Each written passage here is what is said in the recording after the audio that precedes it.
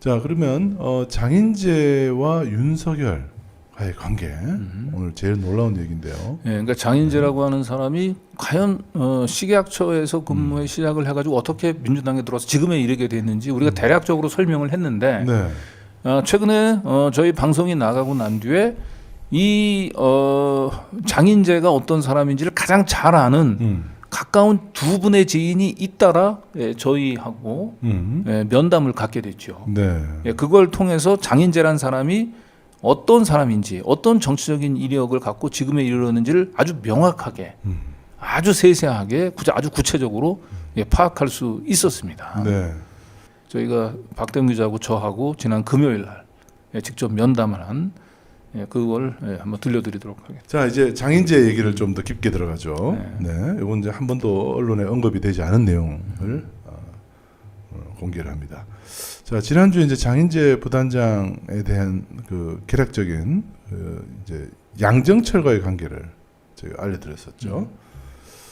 자, 이 장인재 부단장은 고향이 전남 신안입니다. 네. 여기 마지막에 또 한번 언급을 하기 때문에 저희가 또 한번 강조를 드려요.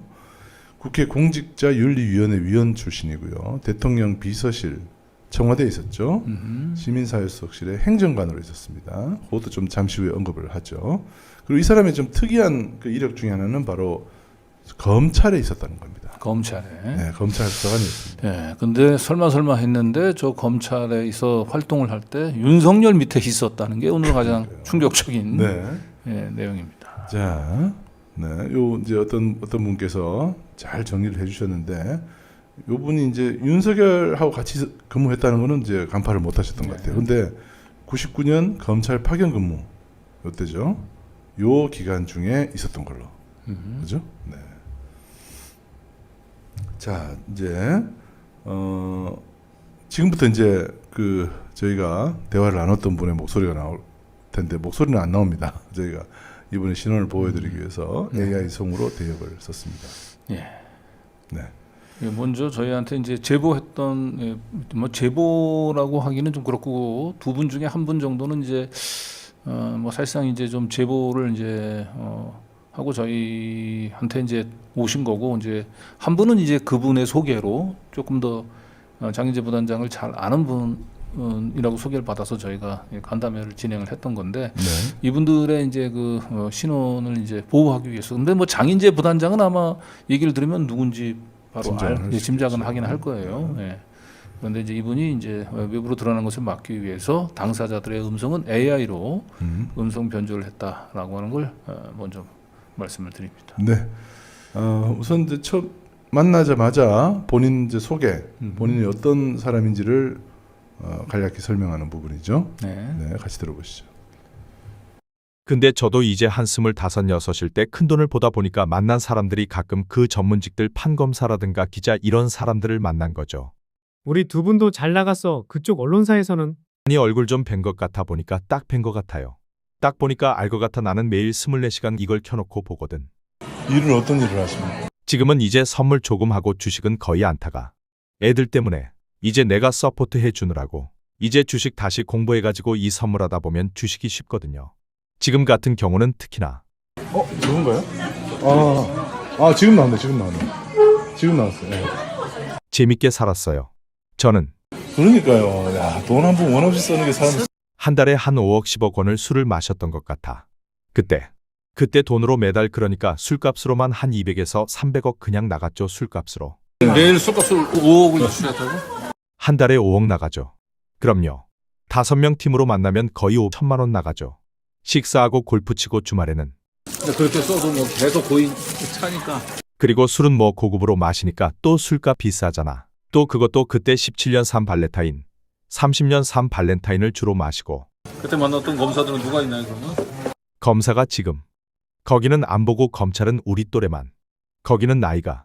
제가 지금 66년생이니까 이게 지금 판사는 연땡땡 판사 검사는 정땡땡 검사 그 다음에 이제 저긴 누구지? 야, 돈이 한 달에 그냥 술값으로만 5억씩 날렸던. 네, 이분이 이제 선물과 이제 뭐 주식 주로 이제 선물로 이제 큰 돈을 이제 버신 분인데 뭐 그렇다고 주가 조작을 했다든지 뭐 그런 분은 아니에요. 근데 굉장히 이제 우리 이 자본시장에서 이제 그 선물 1세대 이제 그 선물 투자자로 굉장히 큰 돈을 이제 버셨던 분인데 이제 한 달에 술값으로 한 5억에서 한 10억 정도를 썼다는 거예요. 한 자리에서 뭐 술값으로 뭐 5천만 원씩 이렇게 쓰고 그러면서 뭐 자연스럽게 판사도 검사도 만나고 뭐 기자들도 만나고 또 뭐 정치인들은 많이 만나지는 않았지만 이분이 또 주로 자주 만나는 또 정치인도 또 좀 있었고요. 예. 네. 어쨌든 이런 분입니다. 예. 한때 큰 돈을 굴렸던 분이다. 네. 이렇게까지만 소개를 드리고요. 네. 그런데 이렇게 돈이 많은 사람이 왜 장인재 씨와 연결됐을까? 네. 그 얘기가 나오죠. 네. 자, 이러면서 이제 장인재가 윤석열 밑에서 일을 했다라는 얘기를 합니다. 네. 네. 자, 같이 들어보시죠. 장인재 좀 이렇게 그 형님이 힘을 실어주려고. 형수가 한국은행에 다녔어요. 한국은행 주식하다가 근데 5억이 마이너스가 돼버린 거예요. 주식으로 날려가지고 그래가지고 지하에 산 거예요. 지하 방에서 그걸 나는 몰랐지. 본인이 주식하다 날린 거야 아니면? 아니 형수가 그래가지고 명절 때 왔더라고. 그래서 형님 왜 이렇게 안 내려왔어요? 그랬더니 실은 형수가 이렇게 사고 쳐서 지금 반지하 방에서 살고 식약청에서 자기는 근무하는데 밤에는 뭐 접시 닦으러 다니고 따로 알바도 했는데 그게 언제쯤인가요? 그럼? 99년? 97년, 98년. 그래서 빚이 얼만데? 그러니까 7억이라고 하더라고. 그래서 7억 곧바로 해결해줬지. 그래서 그때부터 이제 커버린 거야. 그때 이제 검사들 이름도 기억이 잘 안 나네. 우리 또래는 거의. 이력을 보니까 99년도부터 검찰에 파견 나가서 근무한 걸로 돼 있어요. 특수부 검사 위주로 만났지.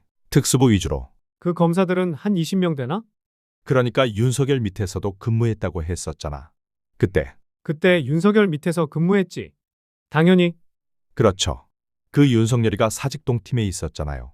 사직동 팀 저기 때 DJ 때인가 사직동 팀장인가 그랬어요. 윤석열이가 나도 한번 도움을 받았지. 왜 그러냐면 사직동 팀은 저기 저 경찰 그 얘기하는 거 아니에요? 아니에요. 청와대가 있었어요. 파견 나왔지. 네. 네. 돈을 7억을 해줘요. 네, 그래서 형수가 누구냐라고 얘기를 하는데 형수는 이제 장인재 부인을 얘기하고요. 장인재 부인이 뭔가 주식을 하다가 이제 그 크게 날려가지고 7억을 빚을 졌고 예, 그런데 이제 그걸 이분이 이제 그 해결해줬다는 거죠 한 네. 번에. 그러면서 이제 아주 뭐 장인재 씨한테는 큰 은인이 됐던 거죠. 네. 그러니까 이분하고 굉장히 가까울 수밖에 없었는데 그러다 보니까 이분이 외려 이제 그 뭔가 좀 어려움 공궁에 처했을 때 거꾸로 이 장인재 씨가 이제 윤석열을 통해 가지고 뭔가 도움을 준 적이 있었다라고 지금 얘기를 하고 있는 거죠. 네. 그리고 장인재 부인이 이제 주식 투자를 해가지고 이렇게 크게 낭패를 봤던 시기가 처음엔 99년이라고 얘기를 했는데 아니 97, 98년 이렇게 지금 정정을 했죠. 근데 네. 제가 볼 때는 윤석열이 있는 이제 검찰에 장인재 씨가 이제 파견 가서 근무를 했던 시기가 99년이거든요. 네. 예, 그런데 아까 부인이 이제 그 주식 투자 실패하고 난 뒤에 본인이 식약처에서 근무하면서 뭐 밤에 알바도 했다라고 하는 걸 봤을 때는 이 주식 실패했던 시기는 아마 97, 98년 그 시기가 맞는 것 같아요. 네. 그때 장인재 씨가 7억 원, 장인재 씨를 위해서 이제 그 7억 원을 이분이 이제 변제를 해준 것 같고요. 그 뒤에 장인재 씨가 이제 빚을 해결하고 난 뒤에 99년도에 검찰에 파견 갔고, 그리고 검찰에 파견 가 있으면서 윤석열 밑에서 일을 했던 것. 그래서 윤석열하고 이제 친분이 쌓였던 거죠. 네. 그리고 그 친분을 바탕으로 거꾸로 자기한테 도움을 줬던 이 제보자분을 외려 좀 도와줬다는 거죠. 지금 보면 윤석열 이력을 보면요. 네. 윤석열도 마침 99년에 서울중앙지검에 가 있었습니다. 네. 예. 윤석열이 언제 검사가 됐냐면 사법시험에 91년에 합격을 하고요. 그리고 대구지검에 94년에 검사 생활을 시작한단 말이에요. 네. 춘천지검, 수원지검을 거쳐서 네 번째로 갔던 데가 서울중앙지검이죠. 네, 저 때가 서울지검 특수부에서 근무했던 거예요. 네. 그죠? 네, 저때 장인재 씨가 또 서울지검에 파견 가고 윤석열이랑 같이 근무했던 시기가 저 그렇죠. 99년입니다. 네. 그런데 아마 저 때 이제 특수부에 있으면서 그 사직동 팀을 파견 갔거나 아니면 사직동 팀을 지휘하는 일을 윤석열이 했던 것 같습니다. 예. 네. 자, 네. 그래서 근데 여기서 마지막에 그 윤석열을 통해서 자기를 도움을 줬다라고 장인재 씨가 얘기했잖아요. 네. 예. 그 과정을 조금 더 이제 요 다음에 구체적으로 이제 설명을 합니다. 예. 그래서 그 어떻게 도움을 줬는지 윤석열에 또 어떻게 도움을 받았는지 한번 같이 들어보시겠습니다. 네. 우리는 그때 선물 같은 경우는 초창기라 전마 대가를 처음에 시작한 거거든. 근데 규정이 안 돼 있어요. 검찰이. 법이 없었죠. 법이 안 돼 있었어. 근데 주식에 진화하면 게임이 안 돼. 나는 선물을 내가 한 달에 한 20조 정도 움직였거든요. 근데 주식은 1인 매매가 2에서 3억이면 1인이면 통과하게 될 거고. 근데 선물은 게임이 안 되지. 뭐 이제 하루에 2조 정도 움직이는데 말이 안 되지. 이렇게 상상을 초월하지.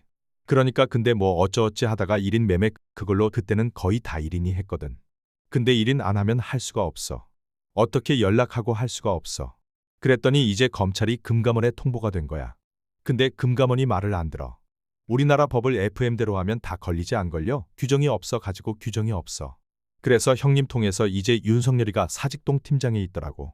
전화 한 통 하니까 끝나고 원장이 해도 말을 안 듣더라니까요.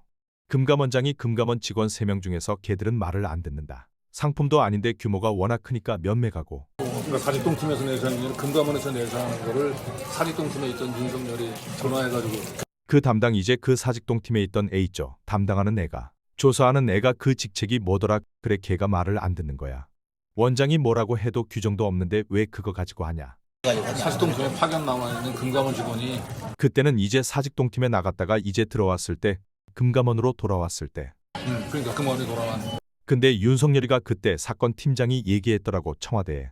그러니까 인재 형이 이제 윤석열이한테 얘기하니까 윤석열 전화하니까 그게 그래서 역시 높은 직책보다 저기가 중요하구나 생각했죠. 보직이 중요하구나. 요때는 이 1인 매매에 대한 이제 규정이 이제 없었다는 거예요. 이분이 워낙 큰 돈을 이제 굴리다가 보니까 이걸 뭐 일일이 하는 게 아니라 한꺼번에 이분한테 누군가 맡기면 1인 매매 형식으로 맡길 수밖에 없는 거예요. 예, 근데 그걸 어떻게 보면 코에 걸면 코면 귀에 걸면 귀걸이식으로 문제를 삼을 수는 있는데 이건 마땅히 이게 법 위반이라고 딱히 얘기할 수도 없는 그런 상황인데 금감원 직원 하나가 이제 그 요걸 이제 부당 거래로 보고 이제 문제를 삼았던 것 같대요. 근데 이 금감원 직원한테 이분도 나름대로 이제 이때는 이제 99년 무렵이니까 김대중 정부잖아요. 예, 호남 정부니까 여기저기 아마 민원을 넣었던 것 같은데 이 금감원 직원이 말을 도통 안 들었던 것 같아요. 근데 딱 보니까 이 금감원 직원이 사직동 팀에 파견 나갔다가 복귀한 직원이야 금감원에. 근데 윤석열이 사직동 팀에서 근무를 하면서 팀장으로 있으면서 알았던 사람이야 금감원 직원이. 그러니까 요걸 이제 그래서 장인재를 통해 가지고 이제 부탁을 한 거죠. 예, 그러니까 그 부탁을 받고 윤석열이 전화 한 통으로 해결해 줬다는 거죠.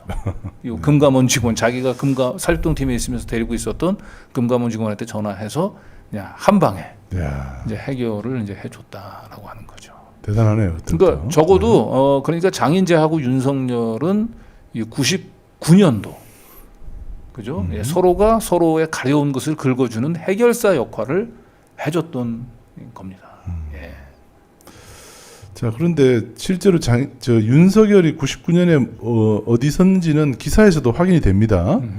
주간조선 기사를 보면요, 윤석열은 99년 서울중앙지검 특수 2부에 발령이 돼 있었다라고 네. 나와 있죠. 네. 네. 그리고 밑에 보면 당시 사건에 대해 잘 알고 있던 검찰 인사는 익명을 전제로 청와대 하명 사건을 담당했던 사직동 팀을 관리하는 것. 네. 아, 여기 경찰에 있는 팀인데 이 팀을 네. 관리하는 게 특수 2부였다는 얘기겠죠? 아니 요때 이제 윤석열이 이제 구속시켰던 사람이 청와대 하명 사건을 담당했던 사직동 팀을 관리하는 사람이었다라고 하는 그런 거죠. 얘기군요. 예. 네네. 근데 중요한 건 저 사직동 팀은 원래 저 검찰 조직은 아니고 저게 제가 그 뭐 기자 초년병 시절에 저도 취재를 했었던 건데 저게 이제 서대문 이쪽에 경찰청이 있잖아요. 예, 그쪽에 사직동 팀이라고 있었어요. 네. 저건 일종의 이제 경찰 조직인데 청와대 하명 사건을 이제 담당하는. 근데 저 사직동 팀을 아마 검찰에서 지휘를 했을 거예요. 그렇겠죠. 예, 그 역할을 아마 윤석열이 하지 않았을까 싶어요. 예. 예. 그러니까 예. 팀이 왜냐하면 사직동 팀은 주로 이제 그 네. 은행 계좌 추적이라든지 돈을 추적하는 일들을 주로 했었지 네. 않습니까? 네.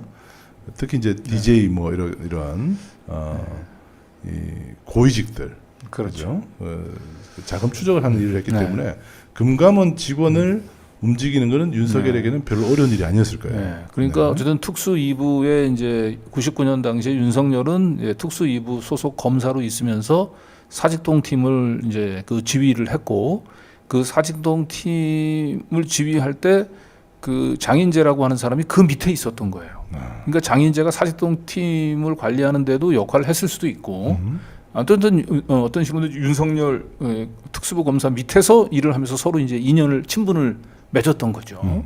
예, 그 친분을 맺은 인연 그걸 고리로 장인재가 자기 가까운 저 후배 애가 이제 어려움을 겪고 있으니까 여기 좀 도와주세요라고 얘기했던 윤석열이 저는 어떤 놈이야? 왔더니 자기가 금감원 사직동 팀에서 데리고 있었던 금감원 직원이잖아요. 그래서 전화 한 통으로 해결해 줬다는 거죠. 참 그때부터 네. 덮는 데는 어떤 일각이 있었던 것 같아요. 네. 자 지금 이제 요게 언론에 나온 그 사직동 팀 당시 99년 2022년도에 뭐 이렇게 논설위원이 쓴 건데 보면 DJ 비자금은 청와대 하명산을 수사하는 사직동 팀의 작품이었다. 이게 그 은행 감독원과 증권 감독원 직원 약 10여 명이 참여해 비자금 추적을 담당했다. 네. 돈 쫓아다니는 비자금 추적하는 그런 네. 팀인 거죠. 네. 네. 사직동 팀. 이거를 윤석열 검사가 관리를 했던 네. 걸로 보인다. 그래서 윤석열의 공식 이력에는 사직동 팀 얘기는 나오지는 않아요. 네. 그렇지만 이제 이분의 얘기를 통해서 아 윤석열이 특수 2부에서 근무하면서 사직동 팀을 관리했겠구나라고 하는 것을 이제 저희가 이제 짐작할 수는 있습니다. 네. 그런데 윤석열은 사직동 팀에 대해서는 알러지 반응을 일으켰어요. 네. 당시 2022년 그 대선 당선 직후에 민정수석실을 폐지하겠다 그러면서 사직동 팀 얘기를 해요, 갑자기. 네. 네. 이게 그러니까 본인이 예전에 해봤기 때문에 네. 누가 저걸 톡 찍어서 질문한 것도 아닌데 본인 스스로 저렇게 사직동 팀은 을 이제 민정수석실 사직동 팀에 비교하면서 예, 저렇게 얘기를 한 거죠. 네. 예, 지금 요 분의 이제 증언을 이제 하고 맞춰 보면 아 윤석열이 저 김대중 정부 때 사직동 팀을 관리를 했었고 예, 그때 자기가 근무 경험이 있기 때문에 저런 얘기를 했겠구나라고 생각. 그렇죠. 이제는 이제 저희가 맞춰볼 수 있게 된 그러네요. 거죠. 모든 게 지금 이가 탁탁 맞아 들어갑니다. 네. 자, 그런데 문제는 이제 윤석열은 이제 전화해가지고 이렇게 해결을 했다고 칩시다. 그런데 윤석열을 움직인 이 장인재 뭐 도대체 어떻게 했길래 윤석열 마음에 쏙 들어가지고 네. 그죠? 그렇죠. 그러니까 장인재가 어떻게 그 특수부 소속 검사들 비롯해서 이 검찰 조직에 있는 구성원들의 마음을 사로잡았는지. 장인재. 네. 장인재가 장인재는 그러니까 식약처에서 파견 나간 파견 직원에 불과하거든요. 그럼 파견 직원은 그냥 검사하고의 관계가 완전히 주종 관계인데 이분 얘기에 따르면 그렇지는 않았다는 거예요. 서로가 서로를 위해서 돕고 상부상조하는 예. 서로 필요한 관계였다는 거죠. 네. 왜 그런 건지 장인재의 특징을 이분이 잘 설명해 줍니다. 네. 같이 들어보시죠. 그게 그러면 그러니까 99년 뭐 2000년 그랬죠. 그래서 이제 막 검찰 조사받고 그래도 내가 조사는 안 받았죠. 이제 그 양반도 그러면 그 사직동 팀에서 그때 근무했어요. 아니요.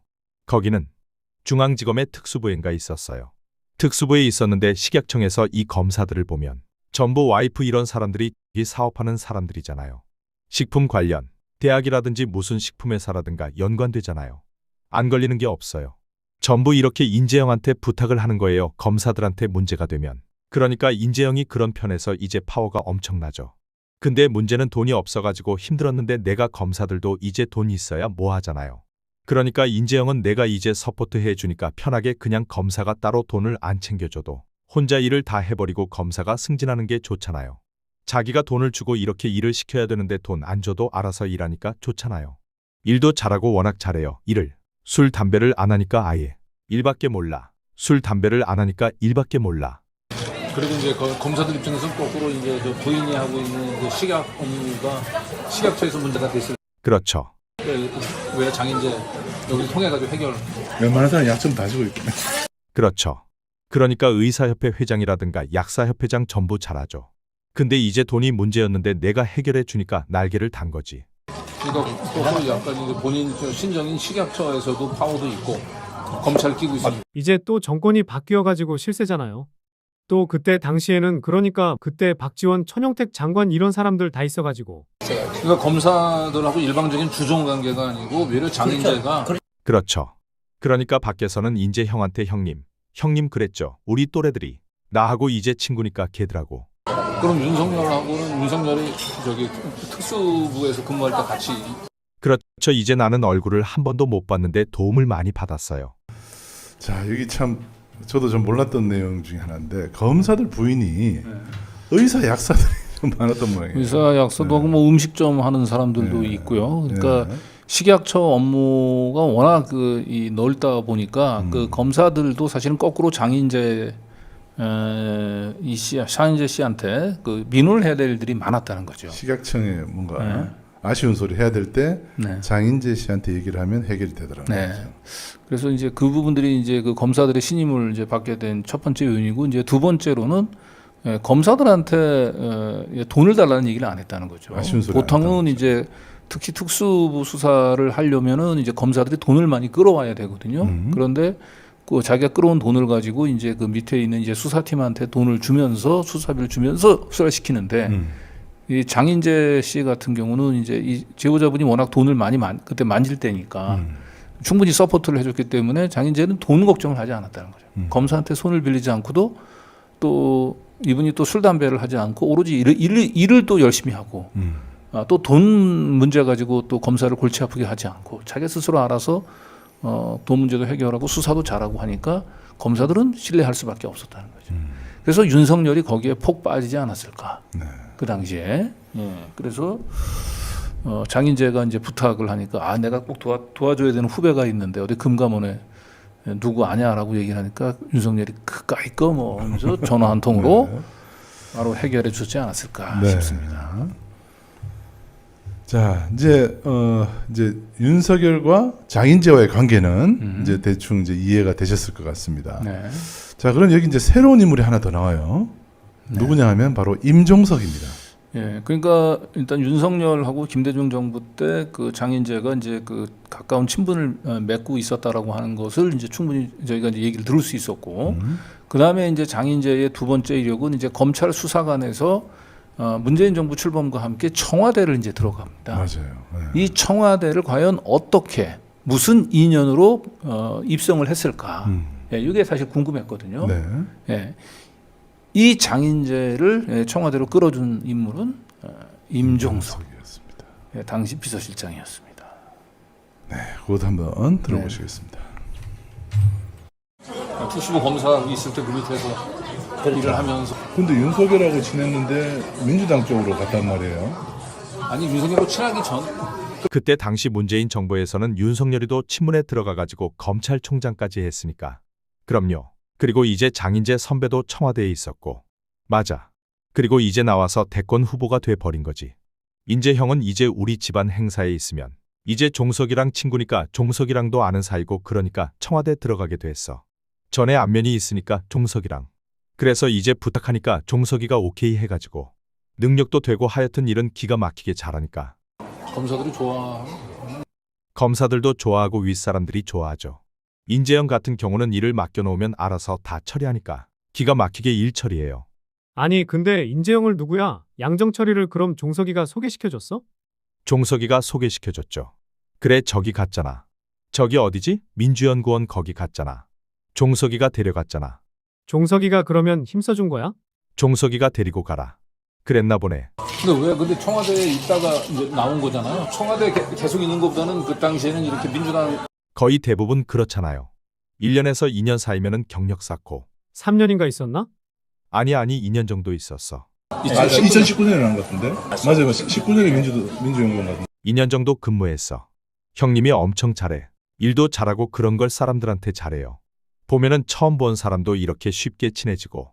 그럼 일단 저기 임종석 시장이 비서실장으로 있을 때 청와대로 그때 불러드린 거 뭐. 어차피 안면이 있으니까 인재 형하고 그리고 인재 형이 그런 일을 또 잘하니까. 알아요. 일 잘하는 거 아니까. 임종석 통해서 이동을 했다. 네. 여기는 그럼 장인재는 이제 청와대에 들어가기 전에 임종석하고 이제 알던 사이라고 얘기를 했죠. 이제 그 부분들에 대한 설명이 여기 조금 생략이 돼 있는데 임종석이 이제 처음에 2000년 선거 때인가 그때 이제 국회에 들어오거든요. 예. 그 국회에 들어온 초선 의원 시절서부터 사실상 그 저희 이제 제보했던 이 분이 이제 좀 스폰서 역할을 합니다. 임종석의 스폰서 역할을. 그러면서 자연스럽게 이제 그 장인재 씨도 이제 소개를 시켜 준 것 같아요. 네. 그래서 이미 이제 김대중 정부 때부터 그 임종석은 이 장인재 씨를 이제 잘 알고 있었던 거예요. 그러다가 이제 임종석이 비서실장으로 문재인 정부 초대 비서실장이 되면서 이제 일 잘하고 또 뭐 이렇게 뭐 질척거리지 않는 뭐 돈에 관해서 그런 장인재를 잘 봐서 일단 청와대로 끌어들인 것 같아요. 그리고 청와대에서 이제 근무를 하다가 먼저 양정철이 이제 그 민주연구원장이 되잖아요. 2020년 총선을 앞두고 그 양정철이한테 이제 임종석이 좀 데리고 가라고 장인재를 이렇게 소개했다. 이분은 이렇게 설명을 하고 있죠. 예. 그러니까 청와대는 임종석 2년으로 그리고 민주당은 양정철 2년으로 이렇게 이분 장인재가 이제 옮겨 다닌 거죠. 네. 자, 지금 보면 당시 기사를 좀 보면요. 2020년 8월에 장인재 민주연구원 정책자문위원이 공직자윤리위원회 위원으로 위촉됐다. 이렇게 돼 있죠. 여기 지금 좀 역시 또 오타가 돼 있는데 민주연구원 정책자문위원이 네. 국회 공직자윤리위원회에 2020년 8월에 위촉됐다는 거니까 네. 그 이전에 이미 민주연구원에 가 있었던 거죠. 그렇습니다. 네. 그렇죠? 네. 그러니까 이미 2020년 8월 이전에 민주연구원 그러니까 2019년에 가 있었다. 민주연구원 정책자문위원으로 있었던 거죠. 네. 예. 자, 그리고 양정철은 2019년 4월에 민주연구원 원장으로 갑니다. 그렇죠. 먼저 양정철이 먼저 민주연구원 민주당에 이제 가 있으면서 총선을 준비했고 그리고 난 뒤에 장인재를 끌어당기면서 그때부터 이제 양정철 장인재 이제 콜라보가 네. 시작이 된 거죠. 네. 그러니까 장인재 씨는 윤석열, 그죠? 그 다음에 임종석, 네.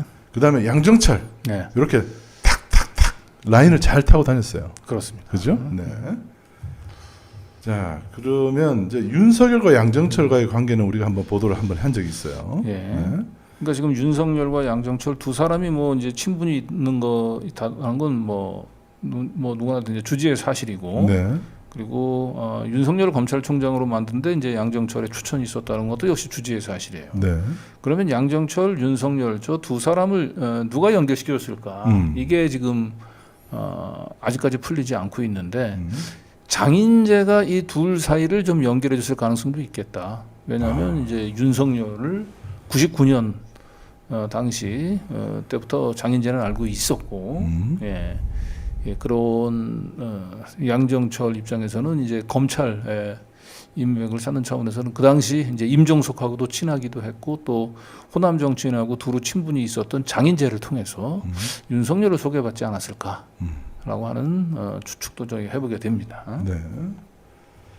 자, 당시 보도를 보면은 양정철과 윤석열은 2016년 이전, 네.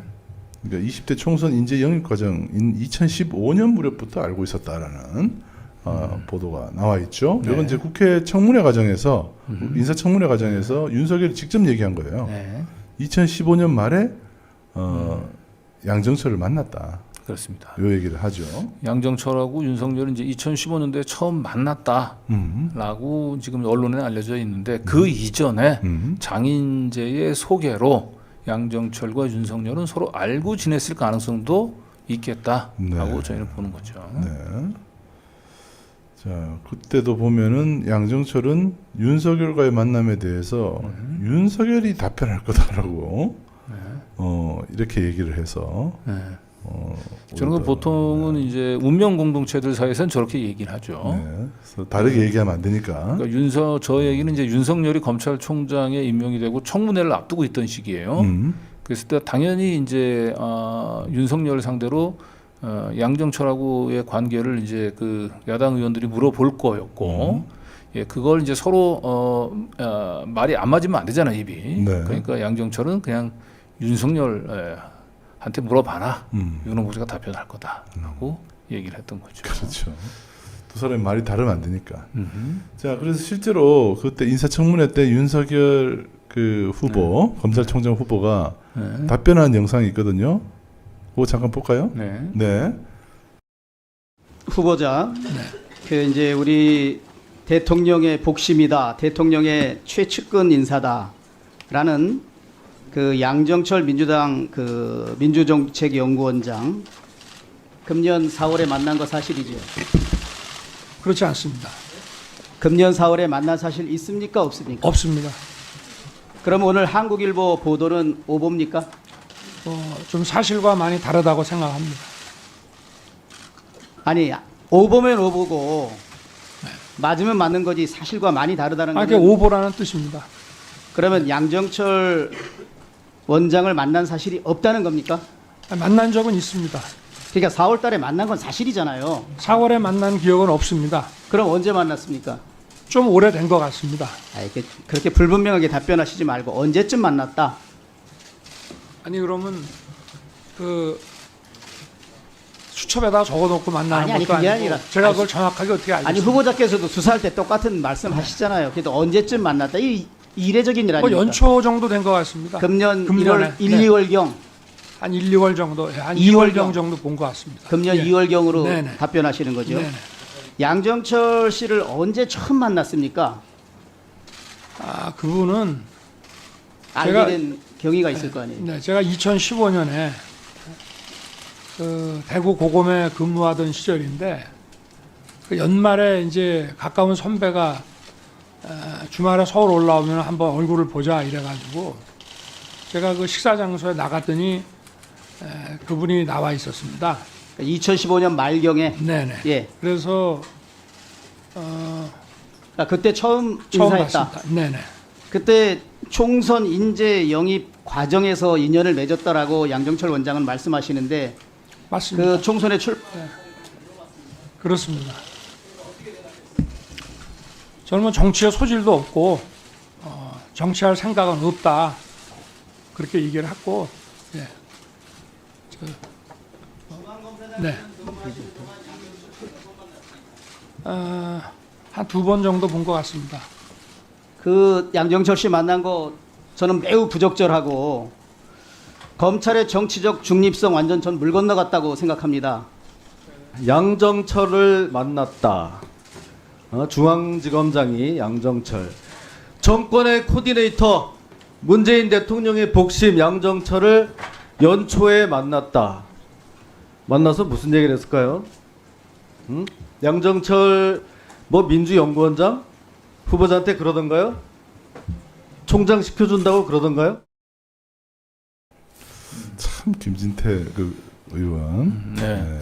진짜 이게 지금 까네요. 다시 한번 장인재라고 하는 인물을 넣고 복귀를 해보면 상당히 여러 가지로 그 의미해볼 대목이 굉장히 많아요. 예. 어쨌든 뭐 최초에 이제 두 사람이 만난 건 2015년이라고 얘기를 하지요. 네. 거기에 이제 뭐 아는 선배가 불러서 갔다고 얘기했는데 아는 선배가 장인재는 아닐 겁니다. 근데 중요한 건 이제 윤석열이 2019년 1월달, 2월달, 2019년 초에 양정철을 만났다고 얘기했잖아요. 그때는 양정철이 민주연구원장으로 가기 직전이에요. 양정철은 2019년 4월달에 민주연구원장으로 갑니다. 네. 그러니까 민주연구원장으로 가면서 공천의 칼자루를 양정철이 쥐기 직전에 이제 윤석열하고 한번 만난 거예요. 예, 그리고 이때 양정철이 이제 민주연구원으로 가면서 장인재를 데리고 간단 말이에요. 네. 청와대에 있던 장인재를. 그러면 이 장인재는 옛날서부터 윤석열 99년서부터 친분을 맺었던 사이예요. 그러면 적어도 2019년 양정철이 민주연구원장으로 있으면서 공천의 칼날을 휘두르고 있을 때는 장인재를 고리로 해서 양정철과 윤석열 이 세 사람은 굉장히 가까운 사이였을 거예요. 예, 그런데 양정철이 민주연구원장으로 칼자를 쥐면서 했던 게 뭐냐? 예, 검찰 캐비넷을 쥐고 실질적으로 그때 공천권을 쥐고 있던 민주당 중진을 찾아가서 협박을 했다는 거잖아요. 그래서 사실상 공천권을 뺏어와서 자기가 2020년 총선의 공천권은 사실 양정철이 다 행사한 거거든요. 그러면 이 양정철에게 이 공천권을 행사하기 위한 검찰 캐비넷, 이거는 윤석열이 직접 줬을 수도 있지만 장인재를 통해서 얻었을 수도 있는 거예요. 그래서 결국 그 2020년 총선은 이 윤석열, 양정철, 장인재 이 세 사람은 거의 저는 이 공동 운명체였다고 봅니다. 그렇게 해서 2020년 4월달 민주당 수밖에 양정철이 꽂았던 의원들이 대거 당선이 된 거예요. 예, 그 양정철에 의해서 당선됐던 민주당 수밖에 의원들이 2023년도에 이재명 대표에 대한 체포동의안 처리할 때 그 체포동의안 가결파들이 대부분 다 이때 양정철이 꽂았던 인물이거든요. 네. 그 양정철을 꽂았던 인물들은 다 친윤 민주당 의원들이었을 가능성이 높아요. 예. 그게 수박이라고 그랬잖아요. 그러니까요. 그게 수박들이. 네. 그 수박들이 지금 이제 장인재가 또다시 이번 이제 지방선거 때 지금 양정철의 오더를 받아서 저는 지금 공정권 칼자루를 지금 행사하고 있다고 보거든요. 정청래도 이런 사정, 정청래 대표도 이런 사정을 알고 있는지는 모르겠는데 실제로 지금 민주당의 저는 주인은 실세는 정청래보다는 지금 양정철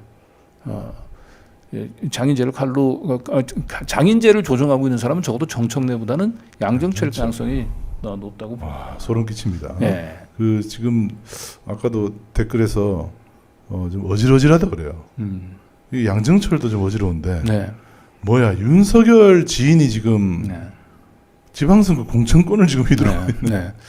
그러니까 지금 네. 정청래 네. 대표가 말끝마다 내란 세력 심판 얘기를 하는데 지금 자신의 가장 가까운 곳에 두고 있는 민주당의 당직자 이 장인재라고 하는 사람이 윤석열과 1999년서부터 거의 공동 운명체로 같은 이익을 추구했던 사람이고 이런 장인재 윤석열의 동맹이 2019년 적어도 양정철이 민주연구원 원장이 되면서부터는 3인 동맹으로 발전했을 수가 있어요. 네. 이 3인 동맹에 지금 정청래 대표는 바지 사장 역할을 지금 하고 있을 가능성도 저는 있다고 보거든요. 그러니까 정청래 대표 요즘 하는 거 보면은 네. 그냥 이렇게 사진 찍으러만 다니고 있는 것 같아요. 네. 아, 참. 그래서 네. 지금 이런 정도의 저희가 뉴탐사 보도를 했는데도 정청래 대표가 이 장인재를 정리하지 못하면 이건 사실상 양정철 이 세력들에 끌려다니고 있다. 이렇게 볼 수밖에 없어요, 제가 볼 때는. 참 안타깝지만은 네. 그런 게 지금 좀 더 현실에 가까워 보입니다. 자, 그리고 실제로요 양정철은 윤석열이 검찰총장 되자마자 자기가 수사를 받아왔던 불법 정치자금 문제를 완전히 벗어던졌어요. 네. 네. 그렇죠. 해소가 되죠. 사법 리스크를 해소하게 됩니다. 네. 이렇게 민주연구원장으로 있으면서 그런 그러니까 거죠. 필요했다는 거예요. 윤석열이. 네, 저런 것도 다 뭐 직접 했을 수도 있지만 다 장인재를 통해서 저 문제를 다 풀었을 수도 있죠. 지금 보면. 네. 그러니까 아까 그분이 말씀하실 때 일 잘한다 그러잖아요. 네. 일 잘한다는 게 우리가 그 실무 말단이 일 잘하는 거하고요. 네. 이게 약간 고위직이 일 잘하는 거하고는 다릅니다, 그죠? 네. 장인재가 일 잘하는 건 도대체 무엇이었을까? 네. 자, 이런 게 아니었을까 싶어요. 자, 그리고 윤석열과 양정철의 가교 역할을 한 거는 우리는 계속 황하영으로 얘기를 했었죠. 황하영도 당연히 가교 역할을 했죠. 네. 네. 근데 우리는 또 다른 비선을 놓치고 있었던 거예요. 장인재라고 하는 비선을. 윤석열과 양정철을 잇는 비선은 황하영 씨 아들인 황종호 였고 또 다른 한편에서는 장인재였었다는 거죠. 네. 네. 자, 계속 그분들 얘기를 좀 계속 들어보죠. 그분들이 워낙 그 놀라운 얘기를 계속 하기 때문에. 네.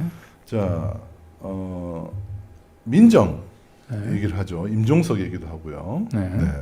그런데 저도 그날 좀 처음 들었던데 임종석과 조국이 관계가 어땠는지를 저도 오늘 네. 처음 들었었는데 이번에. 네. 그렇죠. 예. 그러니까 이 장인재는 이제 식약처에서 검찰로 파견 나가서 이제 10여 년 이상 그 수사 업무를 경험한 사람이란 말이에요. 그런 사람이 청와대에 들어간 민정수석실에서 근무하고 싶었잖아요. 네. 근데 민정수석실에서 근무를 하지 못했어요. 어허. 그래서 제가 그 이유를 물어봤거든요. 그랬더니 이분이 굉장히 합리적인 설명 추론을 또 합니다. 민정수석에는 조국 네. 민정수석이 있었으니까요. 네. 같이 들어보시죠. 그 밑에 들어가서 근데 민정수석실이 아니고 저기 그게 자기가 원하는 거는 민정이를 하고 싶어 했어. 인제 형 생각은 근데 종석이가 조국이와 조금 사이가 좀 껄끄러운가. 하여튼 뭐 그런 게 있었던 것 같아. 못 갔어. 조국이가 이제 내가 보니까 내 생각은 그래. 종석이도 조국이하고 사이가 안 좋았어. 사이가 안 좋은 게 아니고 좀 이렇게 안 맞았죠. 좀 이렇게 뭐라고 그럴까. 이렇게 친하게 지내기는 조금 애매한 라이벌 그런 게 있었던 것 같아요. 잠재적으로 그때 이제 그렇죠. 아무래도 이제 문재인 대통령이 다음 차기 주자로 키우는 사람 중에 한 명이었으니까. 그때 당시로서는 아실지 몰라도 봉욱 씨를 검찰총장 시키려고 조국 수석은 보고를 했는데 종석이랑 그쪽에서 윤석열을 시킨 걸로 그렇게 해서 검찰총장이 윤석열이가 된 걸로 알고 있어요. 맞아요. 그래서 그 사이가 썩 원만하지는 않았지. 비서실장하고 내가 보니까 하여튼 조국이하고 종석이하고는 별로 보니까 내 느낌에. 그러니까 임종석이 자기가 픽해온 사람이니까 조국 라인으로 안 꼽고 자기 조국이한테 부탁을 해야 되잖아요. 거기에 넣으려면. 그렇지 이제 인재영이 조국하고 아는 사이면 이렇게 했을 텐데 모르는 사람이잖아요. 그러니까 그런 것 같더라고. 그래서 좀 껄끄러운 것 같더라고요. 내 느낌에. 그러니까 문대림 밑으로 왔더라고. 문대림하고는 친한가 보더라고. 그때 왜 문대림이 수석이었을까? 그때 비서관 아니었나? 비서관. 문대림이가 비서관이었지. 네. 그러니까 사이가 나쁘다기보다는 네. 편하지 않았던 관계였다. 변하지 않았다는 거죠. 서스럼 없이 이렇게 얘기하는 관계는 아니었다. 네. 이런 거죠. 그러니까 저 때는 사실 이제 조국 민정수석이 사실상 이제 문재인 대통령의 이제 가장 큰 신임을 받고 차기 주자로 부상하고 있던 때인데 임종석도 사실 야심이 만만한 대권 인물이잖아요. 대권 생각이 있었죠. 생각이 있었고 예, 그러니까 약간 잠재적인 경쟁 관계에 있었던 사이겠죠. 네. 그러다 보니까 이제 장인재는 이제 민정수석실에서 근무하고 싶었는데 이제 뭔가 임종석은 이제 이게 조국 밑으로 이 장인재를 집어넣기보다는 그냥 자기가 차라리 직할로 데리고 있었던 게 편하다고 생각했을 것 같아요. 예. 그래서 결국 지금 언론 보도에는 시민사회 수석실에서 근무했다고 얘기하는데 이분들은 문대림 그 당시에 이제 제도혁신 비서관인가요? 제도 개선 비서관. 예, 문대림 비서관 밑에서 근무를 했다고 지금 얘기를 하고 있죠. 네. 예. 그리고 지금 그래서 한번 확인해 봤어요 저희가. 네. 예. 실제로 보니까 시민사회 수석 밑에 민원 제도 비서관실이 따로 있었어요. 그렇죠. 예. 거기에 행정관으로 있었다는 거예요. 네. 예. 그러니까 문대림 비서관 밑에서 있었다는 저분들 기억이 정확한 거예요. 네. 그죠? 예. 그리고 이렇게 보면 확실히 이번에 왜 정청래 대표 쪽에서 문대림 의원을 저 페널티를 없애가면서까지 제주지사를 꼭 당선시키고 싶어 했는지 다 이들은 다 이렇게 예전서부터 이렇게 끈끈한 정이 통하고 있었던 것 같습니다. 네. 장인재의 와의 어떤 근무 예, 이행도. 그러니까 네. 임종석과 사실은 이제 양정철이 좀 껄끄러운 사이 아니었나 이렇게 생각을 했는데 지금 보면 아니에요. 예, 다 서로가 서로를 돕는 그런 관계, 상부상조. 상부상조하는 네. 관계에 있었던 걸로 보입니다. 자, 오늘 이제 보도를 보면은 확실히 이분들 얘기를 들어보면 이분들 얘기가 저희가 지금 왜냐하면 저희가 어떤 식으로 이분들의 말을 검증해 나갔는지를 지금 그대로 보여드리는 거예요. 저희도 이렇게 똑같이 맞아? 그때 이게 맞나? 계속 확인해 들어가는 거예요. 임종석하고 양정철이 사이가 안 좋은 거 아니야? 했더니 찾아보니까 아니에요. 둘이 되게 친해요. 보니까 사진 보시면은 탁현민이 올린 사진이잖아요. 네. 그때도 친한 척하는 거 아니야? 했더니 실제로 친한 거였어요. 네. 구백수와 신백수의 동경산책 해가지고 이거 탁현민 씨가 이제 올린 거죠 자기 페이스북에. 근데 요 찍은 시기가 언제냐면 2019년 아마 2월 달일 거예요. 네네. 이때 이제 임종석이 이제 청와대 비서실장에서 이제 사직을 하고 나옵니다. 그래서 백수가 된 거예요.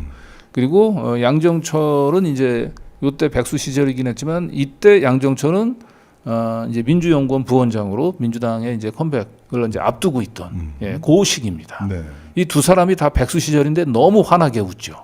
예, 이들은 서로 통하고 역시나 우리 둘이는 권력을 공유하는 사이라고 하는 걸 이때 서로 그렇게 예, 이심점심 염화미중에 그런 공감을 형성하지 않았을까. 그래서 임종석의 사람이었던 이제 장인재를 양정철 자네에게 주네라고 했던 것 같아요. 그러니까 저렇게 친하다는 걸 우리가 지금 봤지 않습니까? 네. 아까 우리가 또 짧게 스치고 지나간 게 뭐냐면은 임종석이 윤석열을 밀었다 그러잖아요. 네. 조국은 봉국을 검찰총장을 밀었는데 네. 임종석이 윤석열을 검찰총장을 밀었다. 그 말은 뭐냐면 뒤에 양정철의 의지가 반영됐을 수 있다. 그렇습니다. 요거는 주지의 사실들이죠. 어쨌든 저렇게 임종석 그다음에 그 양정철이 저렇게 주거니 받거니 하면서 장인재와 함께 2020년 총선을 주물러 가지고 2020년은 완전히 민주당 수박계, 양정철계가 이제 당의 핵심을 다 차지한 거예요.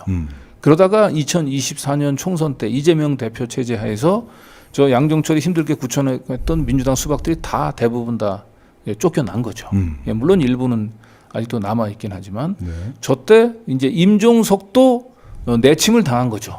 본인도 이제 저 다시 총선마사 안에 들어오려고 하는데 그래서 뭐 저청 2020년 앞두고 저 시기에 두 사람이 껄끄러웠을지 모르지만 지금은 2024년 총선 때 다 양정철 입장에서는 자기가 힘들게 심어놨던 수박계들이 다 쫓겨났고 임종석은 입성에 실패했고 이재명 대표에 대해서 원한 감정을 가지고 있는 사람이에요.